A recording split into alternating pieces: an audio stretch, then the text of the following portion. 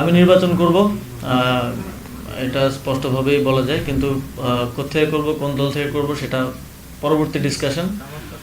আমরা এখন একটা পর্যায়ে আছি, পরের পর্যায়ে সেটা সবার সামনে আসবে।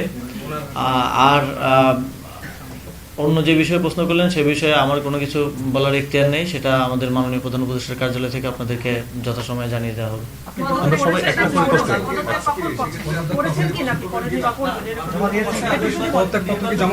এ বিষয়ে আমার কোনো কিছু বলার অনুমতি নেই, এটা মাননীয় প্রধান উপদেষ্টার দপ্তর থেকে আপনাদেরকে জানিয়ে দেওয়া হবে, মাননীয় প্রধান উপদেষ্টার প্রেস উইং থেকে আপনাদেরকে জানিয়ে দেওয়া হবে।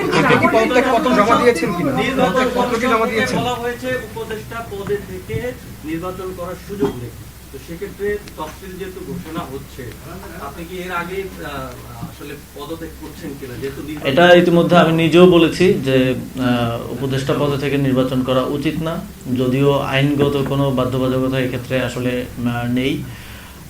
এবং আমি যেটা নিজে বলেছি সেটা আমি নিজেও প্র্যাকটিস অবশ্যই করব, তবে এই বিষয়ে ফার্দার কোনো ইনফরমেশন দেওয়ার সুযোগ আমার নেই। এটা আমাদের মাননীয় প্রধান উপদেষ্টার দপ্তর থেকে আপনাদেরকে জানিয়ে দেওয়া হবে, আর সেটার জন্য একটু অপেক্ষা করতে হবে।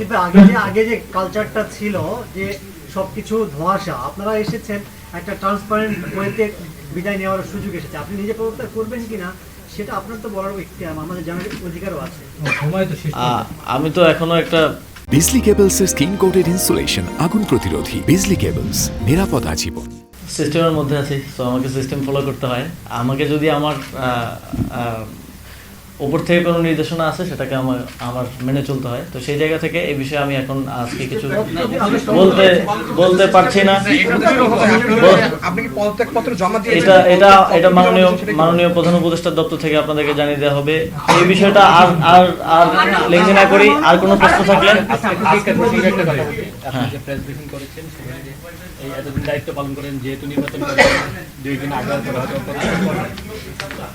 আপনি এতদিন দায়িত্ব পালনের ক্ষেত্রে মানে উপদেষ্টা হিসেবে খুব গুরুত্বপূর্ণ সুখকর ঘটনা আর সবচেয়ে তিক্ত ঘটনা যেটা নিয়ে আপনি হয়তো বিদায় নেবেন, এরকম দিয়ে একটা অভিজ্ঞতা যদি করেন।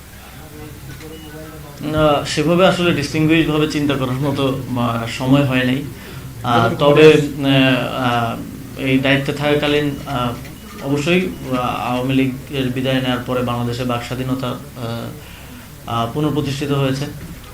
তবে আমি মনে করি কোনো কোনো ক্ষেত্রে, আমার ক্ষেত্রে বাক স্বাধীনতার অনেকে অপপ্রয়োগও করেছেন, অনেক সংবাদ মাধ্যমও করেছে, যদিও আমাদের জায়গা থেকে আমরা সেটা পরিষ্কার করার চেষ্টা করেছি।